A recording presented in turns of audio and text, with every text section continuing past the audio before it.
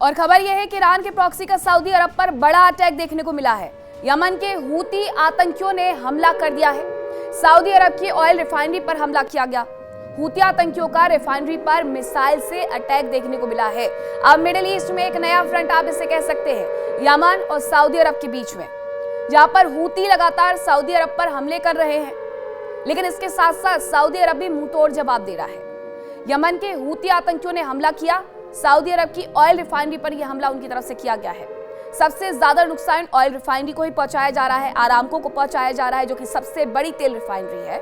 अब हूती आतंकियों ने रिफाइनरी पर जो अटैक किया है, उसकी वजह से ये वहां का हाल हो गया है। ये कुछ तस्वीरें निकल करके सामने आई हैं कि सिर्फ और सिर्फ आग, लपटे, धुआं और कुछ नजर नहीं आएगा।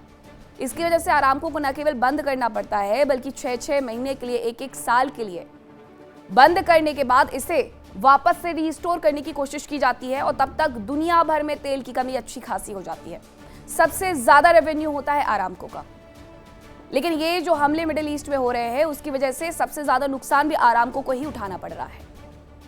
अब एक और खबर आपको बता देती हूं, इसी युद्ध जैसी स्थिति आप कह सकते हैं, क्योंकि अमेरिका को रह रह करके याद आ जाता है कि वो युद्ध में है। ईरान में यूएस इजराइल की कार्रवाई पर अब सवालिया निशान लगने शुरू हो गए हैं।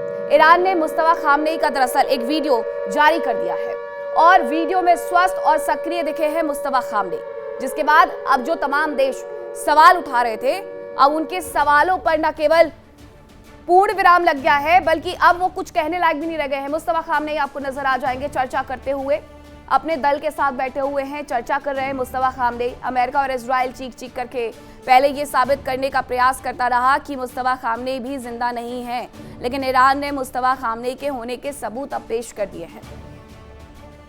अब अमेरिका और ईरान चाह करके भी, यानी अमेरिका और इजराइल चाह करके भी अब ये नहीं कह सकता है कि ईरान के सुप्रीम लीडर जिंदा नहीं है।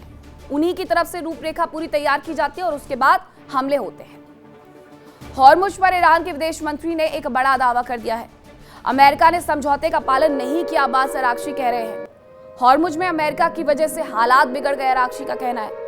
हॉर्मुज पर ईरान का आदेश ही माना जाएगा, अरागची ने कहा, और ईरान की संप्रभुता को चुनौती कतई बर्दाश्त नहीं है, ये अरागची की तरफ से कह दिया गया है। मुद्दा जरूर परमाणु हथियारों का था, मुद्दा जरूर रेजीम चेंज का था, लेकिन अब ये सब कुछ शिफ्ट हो गया है सिर्फ और सिर्फ हॉर्मुज पर। और हॉर्मुज को लेकर के आए दिन ईरान की तरफ से बयान हो या फिर अमेरिका की तरफ से, वो बयान बार बार आते रहते हैं। दूसरी तरफ ईरान ने हॉर्मुज स्ट्रेट को फिर से खोलने के लिए शर्त रख दी है।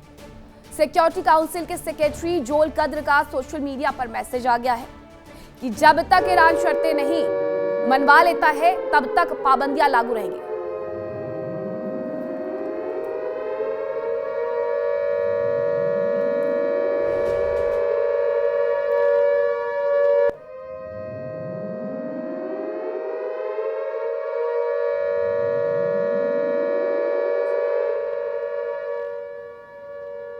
और वही खबर यह है कि हॉर्मुज स्ट्रेट में एक बार फिर से एक जहाज पर हमले की जानकारी आई है।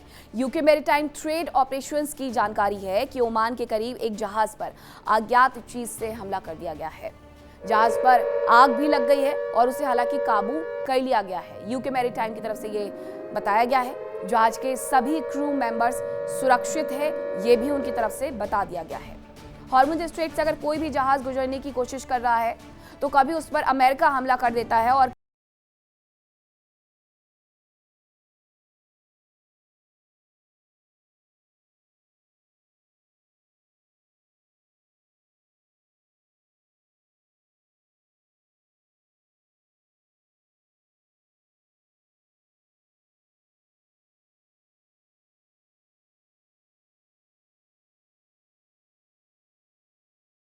देखिए इंडिया डेली 24/7 अब आपके स्मार्ट टीवी पर। इंडिया डेली मौजूद है सभी डिजिटल प्लेटफॉर्म पर लाइव और लगातार। इंडिया डेली 24/7 हर दिन राष्ट्र को समर्पित।